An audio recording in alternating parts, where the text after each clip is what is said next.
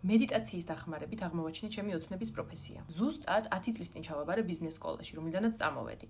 და მაგის მერე ვცადე ძალიან ბევრი რაღაც. რაც მეგონა რომ მინდოდა, რაც მეგონა რომ ფულს მომიტანდა, მაგრამ ყველაფერია ვცადე რეალურად ძალიან შორს იყო ჩემი რეალური სურვილებისგან. მაგრამ 8 თვის წინ დაიკეტა ჩემი ბიზნესი და მართლა მომიწია, რომ საკუთარ თავთან ყოფილიყავი გულახდილი იმასთან მიმართებაში, რისი გაკეთება მინდოდა. და საკუთარ თავს მივეცი ერთი თვე, რომ ეს ყველაფერი გამომერკვია. ზუსტად ამ პერიოდში დავიწყე კონსისტენტური მედიტაცია ყოველდღიური. და სიმართლე გითხრათ, არ ვიცი ზუსტად რისი მოლოდინები მქონდა, მაგრამ რა მოლოდინიც არ უნდა მქონოდა, ყველანაირ მოლოდინს გადააჭარბა იმ შედეგებმა, რაც ამ პრაქტიკამ მომცა. სულ რაღაც ერთ კვირაში უკვე საგრძნობლად გაიზარდა ჩემი ინტუიცია, სიცხადე.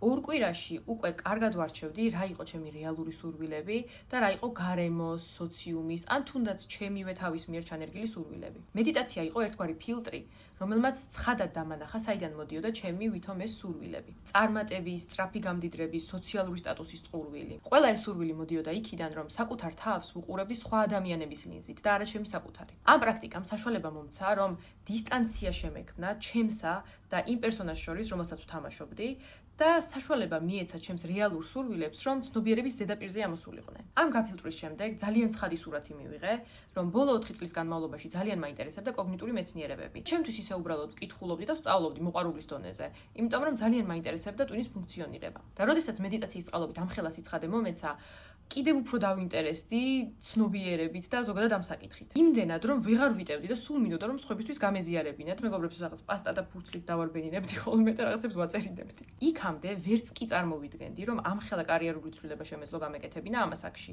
მაგრამ მედიტაციამ ამისი გამბედაობაც მომცა. ცხადად დავინახე, რომ ის შეზღუდვები, რომელსაც საკუთარ თავს ვუწესებთ, რეალურად არის გამოგონილი და არ წარმოადგენს რეალურ დაბრკოლებას. იმას საერთოდ არ ვიძახი, რომ ეს იყო რაღაცა ბედისწერის გამოვლინება. არა, პირიქით, ანუ მგონია, რომ მერცე მეტი კარიერა არსებობს, რომელიც მეყვარებოდა და გამომივიდოდა კიდევაც. ადრე სულ მენანებოდა ეს პოტენციალები, რაც ძალიან მაბრკოლებდა, რომ რაიმე ერთი კონკრეტული გზა ამერჩია. მაგრამ ამ პრაქტიკამ მომცა სიმშვიდე და მიმღებლობა იმისადმი, რომ ყველა პოტენციალი ვერ რეალიზდება და არც არის საჭირო რომ რეალიზდეს. როცა მოჩვენებით სურვილებს ფილტრავთ და იმას ვირჩევთ, რაც რეალურად გვინდა, საქმის კეთება ხდება სახალისო და არა ტანჯვა, რაც 100 მაგად ზრდის წარმატების შანსებს. იმიტომ რომ გემატება мотиваცია და გამძლეობა.